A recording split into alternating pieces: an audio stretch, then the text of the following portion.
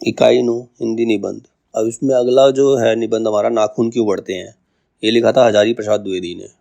इनका जन्म 1907 में हुआ था, मृत्यु हुई थी इनकी 1979 में। और नाखून क्यों बढ़ते हैं का प्रकाशन वर्ष 1951 है और ये संग्रहित हुआ था कल्पलता निबंध संग्रह में। ये संकलित है, 1951 में इसका संकलन हुआ था। अब हजारी प्रसाद द्विवेदी के अन्य निबंध हो रहे हैं। अशोक के फूल 1948 ईस्वी में आया।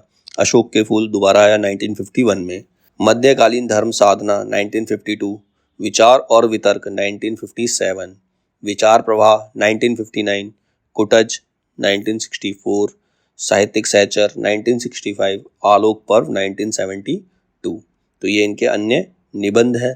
अब इस निबंध के नाखून क्यों बढ़ते हैं के कुछ इंपॉर्टेंट पॉइंट है। हजारी प्रसाद द्विवेदी ललित निबंधकार, ललित मतलब नए निबंधकारों में हजारी प्रसाद द्विवेदी का स्थान जो है सर्वोच्च जो है, सबसे ऊपर है। कुबेर नाथ राय ने हजारी प्रसाद द्विवेदी को ललित निबंध का द्रोणाचार्य कहा है। द्रोणाचार्य एक महान गुरु थे, तो उनको गुरु की उपाधि दी है। ये निबंध के क्षेत्र में द्रोणाचार्य के समान है।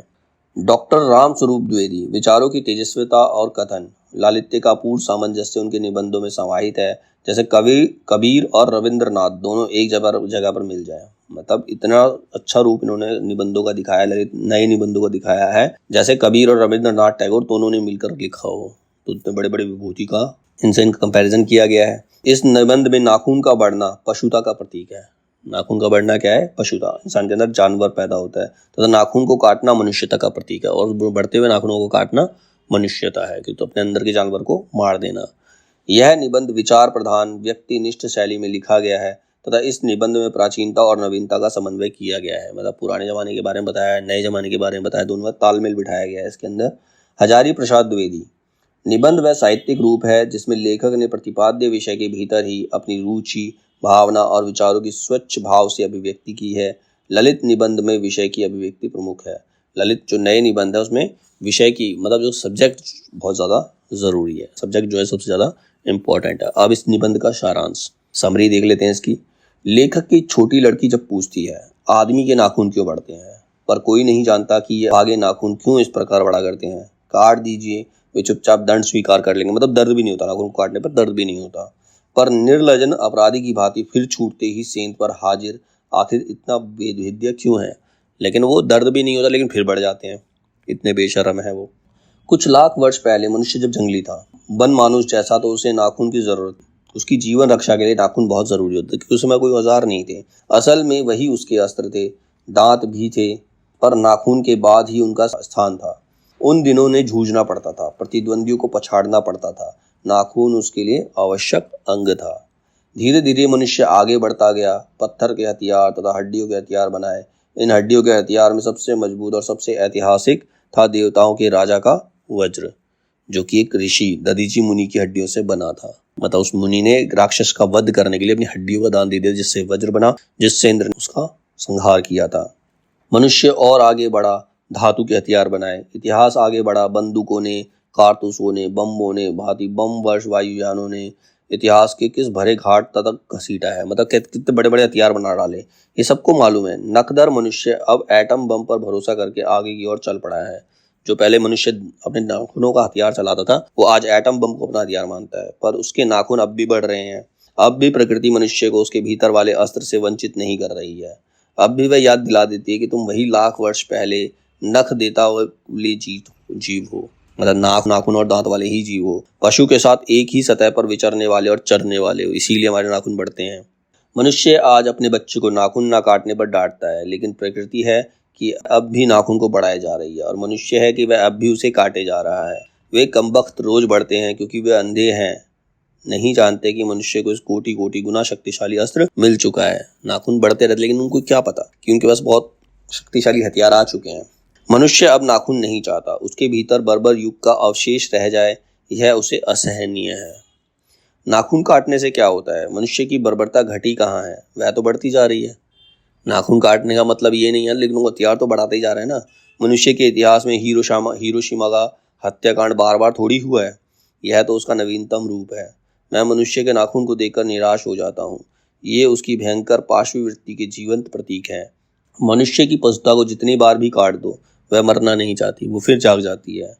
वात्स्यायन के काम सूत्र से पता चलता है कि आज से 2000 वर्ष पहले का भारतवासी नाखूनों को जम के संवारता था, मतलब पैना किया करता था।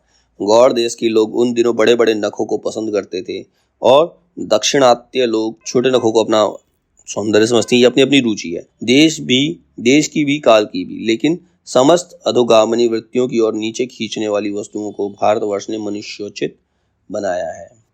मानव शरीर का अध्ययन करने वाले प्राणी विज्ञानियों का निश्चित मत है कि मानव चित्त की भांति मानव शरीर में बहुत सी अभ्यासजन्य सहज वृत्तियां रह गई हैं और दीर्घ काल तक उनकी आवश्यकता रही है। अतः शरीर ने अपने भीतर एक ऐसा गुण पैदा कर लिया है कि वे वृत्तियां अनायास ही और शरीर के अनजाने में भी अपने आप काम करती हैं। मतलब कोई जानबूझ के नाखून नहीं बढ़ाता, वो तो अपने आप ही बढ़ते हैं। नाखून का बढ़ना उनमें से एक है, केश का बढ़ना दूसरा है, दांत का दोबारा उठना तीसरा है, पलकों का गिरना चौथा है। असल में सहजात वृत्तियां अनजान की स्मृतियों को ही कहते हैं। तो ये प्रकृति है, कभी चेंज नहीं हो सकती, हमेशा चलता रहेगा। उसे इतना भी पता नहीं चलता कि उसके भीतर नखा बढ़ा लेने से जो सहजात वृत्ति है वह उसके पशुत्व का प्रमाण है, उन्हें काटने की निशानी है। यद्यपि पशुत्व के चिन्ह उनके भीतर रह गए हैं, परंतु वह पशुत्व को छोड़ चुका है। पशु बनकर वह आगे नहीं बढ़ सकता, उसे कोई और रास्ता खोजना चाहिए। अस्त्र बढ़ाने की प्रवृत्ति मनुष्यता की विरोधनी है। मतलब अपने नाखून तो काटते अपने अंदर के जानवर को मारने के लिए ना, अस्त्र बढ़ा रहे वो हमारे अंदर का जानवर ही तो जो अस्त्र बनाया जा रहा है। मनुष्य किस ओर बढ़ रहा है, पशुता की ओर या मनुष्यता की ओर, अस्त्र बढ़ाने की ओर या अस्त्र काटने की ओर?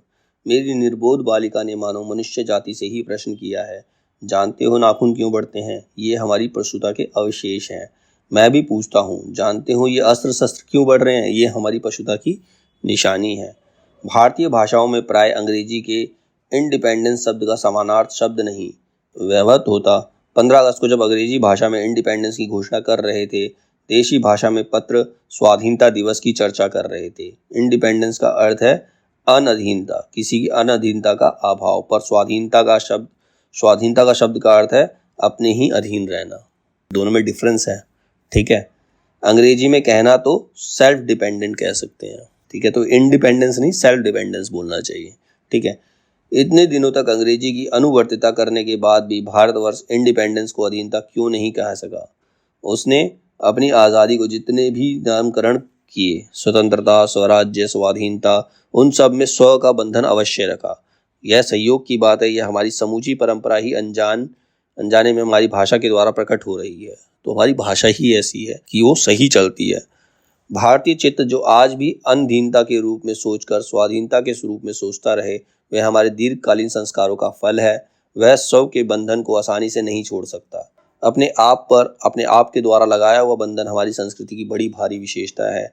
मैं तो ऐसा नहीं मानता जो कुछ हमारा पुराना है, जो कुछ हमारा विशेष है, उससे हम चिपटे ही रहे। मतलब ऐसा जरूरी नहीं कि जो पुराना है जो अच्छा उससे चिपटे रहे। पुराने का मोह सब समय वांछनीय नहीं होता। मरे बच्चे को गोद में दबाए रहने वाली बंदरिया मनुष्य का आदर्श नहीं बन सकती। परंतु मैं ऐसा भी नहीं सोच सकता कि हम नई अधुसंधिता से नशे में चूर होकर अपना सब कुछ खो दें। कालिदास ने कहा था, सब पुराने अच्छे नहीं होते और सब नए खराब नहीं होते। भले लोग दोनों ही जांच कर लेते हैं, जो हितकर होता है उसे ग्रहण करते हैं और मूढ़ लोग दूसरों के सारे पर भटकते हैं। सो हमें परीक्षा करके हितकर बात सोच लेनी होगी। अगर हमारे पूर्व संचित भंडार में वह हितकर वस्तु निकल आए तो इससे बढ़कर और क्या हो सकता है। मतलब हमें बिना सोचे समझे किसी चीज को अपनाना नहीं चाहिए। किसी ने कह दिया तो हमें उसका अनुसरण नहीं करना चाहिए, हमें उसको कंपेयर करना चाहिए, क्या चीज सही है क्या गलत है, अपने खुद के दिमाग का इस्तेमाल करना चाहिए, ठीक है। जातियां इस देश में अनेक आई, लड़ती झगड़ती भी रही, फिर प्रेम पूर्वक बस भी गई। सभ्यता की नाना सीढ़ियों पर खड़ी और नाना और मुख करके चलने वाली इन जातियों के लिए एक सामान्य धर्म खोज निकालना कोई सहज बात नहीं थी। भारतवर्ष के ऋषियों ने एक बात लक्ष्य की थी, समस्त वर्णों समस्त जातियों का एक सामान्य आदर्श भी है, वह है अपने ही बंधनों से अपने को बांधना। इंसान क्या करता है, खुद को खुद से बांध लेता है। समाज क्या कहेगा, ये क्या कहेगा, वो हमारी सोच है, हमने अपनी सोच को ही बांध लिया, हम कुछ कर ही नहीं सकते फिर, ठीक है। मनुष्य पशु से किस बात में से भिन्न है? आहार निद्रा आदि उसके पशु सुलभ स्वभाव उसके ठीक वैसे ही हैं जैसे अन्य प्राणियों की, लेकिन फिर भी पशु से भिन्न है।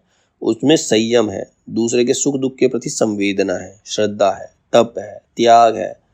यह मनुष्य के स्वयं के उद्भादित बंधन है। इसीलिए मनुष्य झगड़े टंटे को अपना आदर्श नहीं मानता। गुस्से में आकर चढ़ दौड़ने वाले अविवेकी को बुरा समझता है।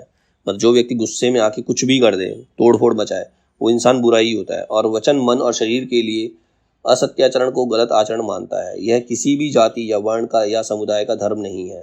यह मनुष्य मात्र का धर्म है। महाभारत में इसीलिए निर्वैर भाव, सत्य और क्रोध को सब वर्णों का सामान्य धर्म कहा है। अन्यत्र इसमें निरंतर दानशीलता को भी गिनाया गया है। गौतम ने ठीक ही कहा था कि सबके सुख दुख को सहानुभूति के साथ देखता है। यह आत्मनिर्मित बंध नहीं, मनुष्य को मनुष्य बनाता है। अहिंसा, सत्य और अक्रोध मूलक धर्म का मूल उत्स यही है।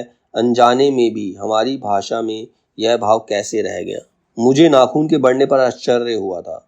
अज्ञान सर्वत्र आदमी को पछाड़ता है और आदमी है कि सदा उससे लोहा लेने के लिए कमर कसे हुए है।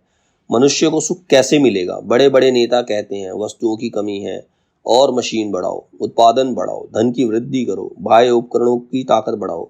एक बूढ़ा कहता था, बाहर नहीं भीतर की ओर देखो। हिंसा को मन से दूर करो, मिथ्या को हटाओ, क्रोध और द्वेष को दूर करो, लोग के लिए कष्ट सहो, आराम की बात मत सोचो, काम करने की बात सोचो। उसने कहा, प्रेम ही बड़ी चीज है क्योंकि वह हमारे भीतर है।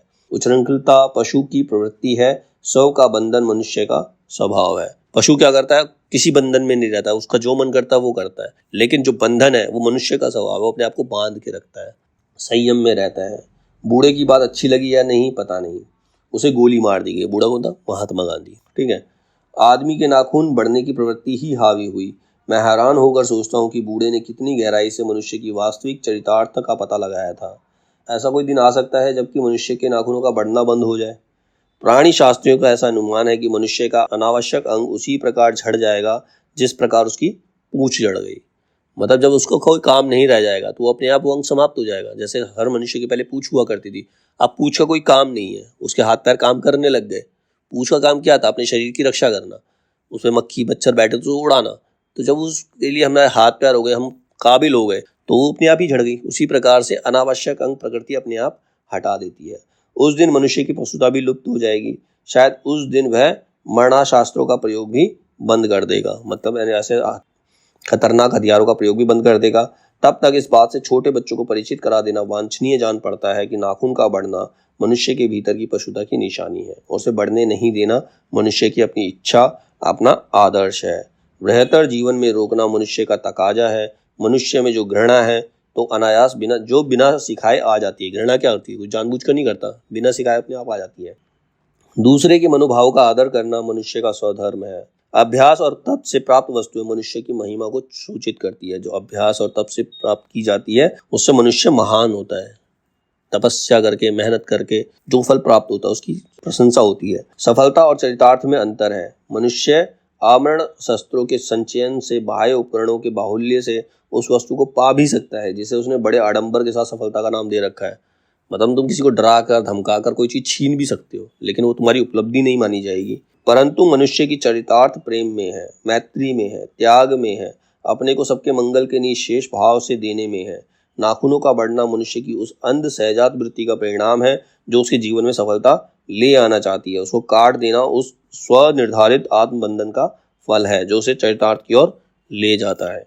नाखून बढ़ते हैं तो बढ़े, मनुष्य से बढ़ने नहीं देगा। मतलब अपने अंदर के जानवर को हमें आगे बढ़ने देना ही नहीं है। वो बढ़े उससे पहले उसे काट देना बहुत ज्यादा जरूरी है।